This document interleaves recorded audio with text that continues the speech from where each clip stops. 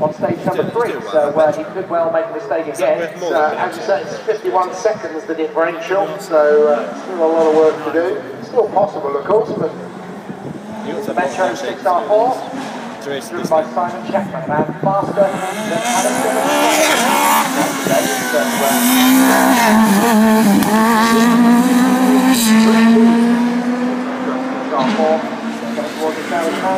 third on the event last year. Number 5, Martin Hodgson of Wakefield. Time rallying around the gym between those two pursuits.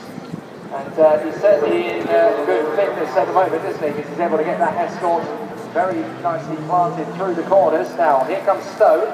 He's going to come through at the end of the stage. We'll see what time he gets. He did a 3:21 last time he came through. So what we'll find out when he comes through. Stage first. So we'll see whether it's better than 3:21 this time around for Stone.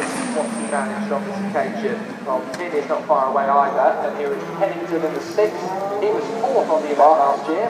Looking at the time, and this is only psychological, I mean, just sitting here looking out the window, no clock's running, but I would say that Stone's quicker than because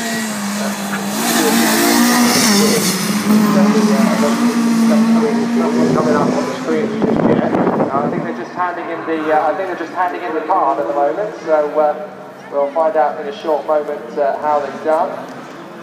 But the number 2 Stone continuing on his way, just got past Carl separating his time between his fishing and his karting as well as his rallying. And Stone has come through with a 3:16. Yeah, so 5 seconds quicker. That's really good from John Stone. Overall, he's got himself a good lead there, and his first time through for stage 12. His stage 5 time is 3:16, and what has David Tin and Aaron Tin done? Have they got closer to that? We'll find out in a couple of seconds, I think, because they weren't far down the road. 3:18 from David Tin. Quicker. A.R. Brewster. A little slower than Stone. Yeah, the gap is increasing, unfortunately.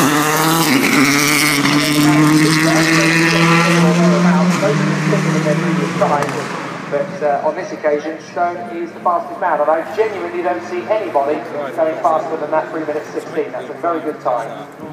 So currently, at the moment, Stone looking to take his 3rd stage victory. Stage 2, 4, and now leads stage 5 in his very early stages.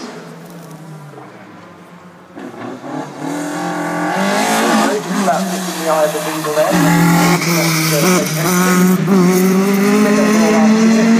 Also took overall in last month's Jack Neal rally, so that's good performance so far from him. That Subaru, sorry, that's not the Subaru, is it? That's the Mitsubishi Evo 9 that Pennington is in. My apologies, from the back, they look very similar. So after Hill goes Carl Simmons in his Subaru, 12 years in the business.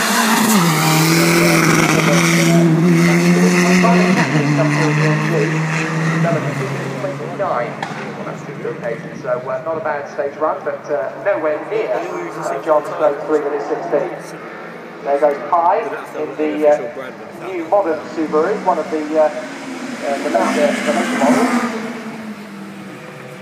Oh yeah, okay, the overall result just in that 1 minute road penalty still for Tin. I thought for a minute they picked up another one, but it's not, it's in the overall result. So 53 seconds the differential now, then it was 51 seconds. Then Martin Hodgson puts in another respectable time. He's 55 seconds down. Simon Chapman 57 seconds down. Well, I have to say, I'm going to be so sorry for them that penalty ends up costing them the rally, because if they end up being 59 seconds behind the leader, that's going to be the most sorest of defeats, isn't it? They'd be leading by 7 seconds at the moment. Oh dear, oh dear. That's such a shame to pick up the penalty when it's here.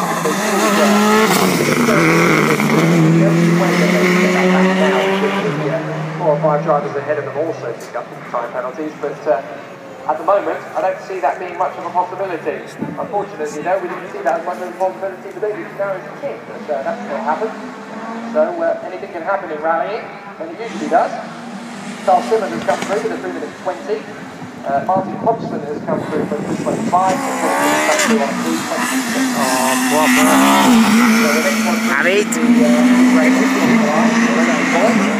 We'll see how he's done with the time. He's done a time of 3 minutes 29, the same as Simon Chapman as it happens. So on the stage now is the 16 of Graham Bell. He's the Morris dancing instructor. So if all else fails, he can strip the willow for us. Why not?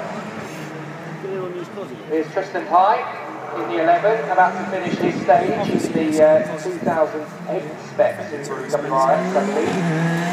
Where he's doing the special with this time. Other times have come through, but the number 10, Chris Marshall, and Johnny Ellis in the number 9, their time should be updating any second now on the event, so hopefully they'll get their time through. There's Cleo of Royston and Breach Carey, both from Maidstone. Now this is a rapid Cleo, maximum on stage 1 in 2013, left from 39th overall. A brand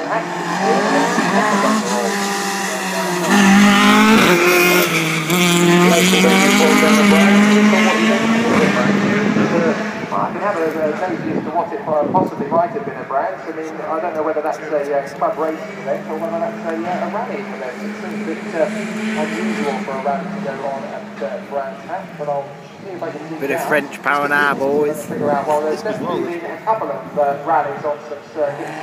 Have you? In the last few weeks. We certainly have the... Go on, Cyril!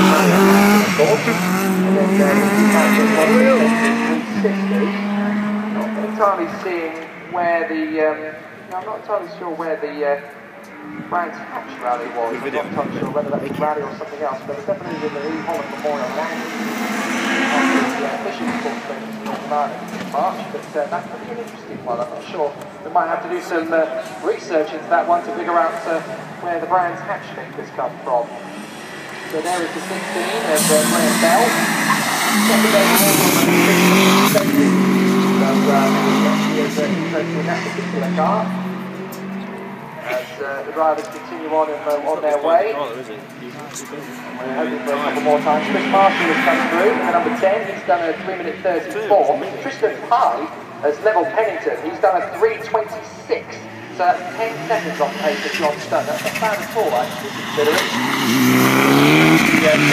Again, that's Carey, the side of the course. Heading towards passing our concrete position in front of the start-finish line is one of the Subarus. That's the 21.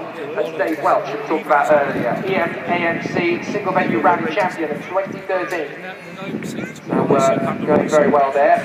And Stuart Proctor of Newark. He's in the business for 6 years, and he describes himself as mad enough to sit next to Dave Welch. So clearly there's a bit more to that story than meets the eye. There's the 92, racing very early on the stage if we're going in number order.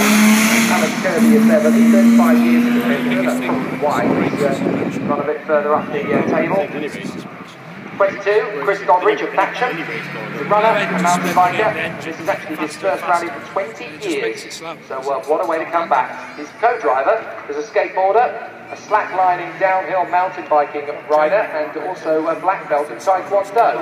And it's his first ever rally. That's Luke Godridge at his university. So what a way to take some time off from the books. Up towards the 23, this is Mark Bentley with Ed Bentley beside him, both of them from Wiswell. Well, Ed Bentley from Wiswell, Mark Bentley is officially noted as being from Whalley. And coming towards us is that BMW, the 20 once again of Mike Bayliss. So Mike Bayliss in the 20, similar to Andrew Bayliss in the 50. But both of those BMWs, there's a bit of pride on stage here with these two cars, I should point out, between the Bayliss BMWs, because the number 20 of Mike Bayliss, that's becoming a very cost-effective alternative to the Ford Escort in Class D. But Andrew Bayliss in the M3 BMW, that's Mike's son, so there's a bit of family honour at stake as well as competition in their own individual cars.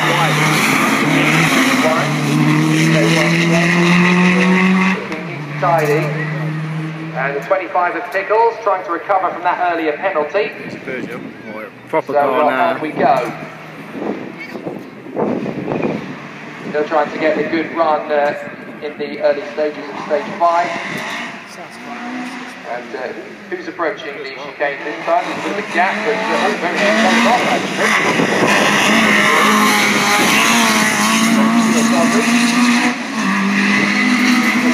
The right, hugging the tyres, not quite losing it all. Left and right, back on again. There's Pickles past the clubhouse. Yeah. And the next one past the clubhouse is going to be the That didn't have a sequential box, did it? Stuart Tomlinson with Nick Taylor sort of beside him. These two have not really given us much information. Fortunately, he's been able to dig it out. He's a true clubman rally driver. And as we said before, he's the kind of guy who's so better than he's fast on. Can anybody in the clubhouse watch the number 22 wearing his glasses? We might be able to see if he's going well or not. So that would be a good sign. If you can just spot the 26 as it comes past me now. He's wearing glasses? Well, we've got thumbs up, so it looks like he is. Looks like he is wearing glasses at the moment. So thank you to that lone spectator for putting a thumb up the air. Thanks for keeping an eye on it for us. So just looking at some of the other times that have come through for this mid stage. We're just going to an update. Has not come through yet. The 19 car has come through. He did a 3:28. Mike Gilman came through for 3:29, as did Royston Carey in the clear actually. Graham Bell in the Ford RS 250. He came through in the 3:31. Alan Kirby came through in 3:33. Mike Bayliss came through in 3:37. And Dave Welch in 3:34. That's normal in their times at the moment. The number 12, however, of Alan Oldfield does not appear to have come through yet. That's interesting. So where has Alan Oldfield gone? In his Proton, I think it is he's in, the number 12. Yes, it is. Alan Oldfield in his Proton Millington. With backup from Steve McNulty in the co-driver's chair and entered by Stephen Clark higher, but I haven't seen Oldfield out of his number 5. I wonder if they pick up the turn through stage 4.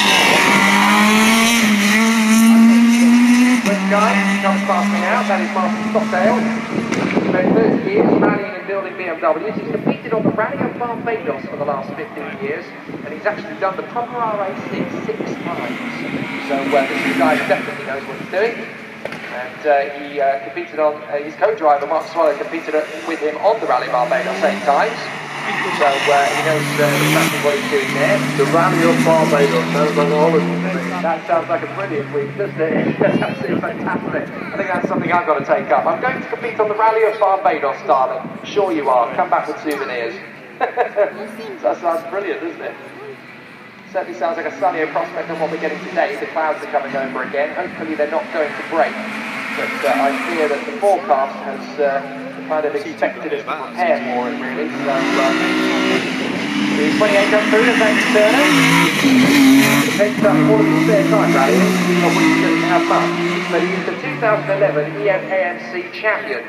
17 years of competitor, so he's certainly got the experience.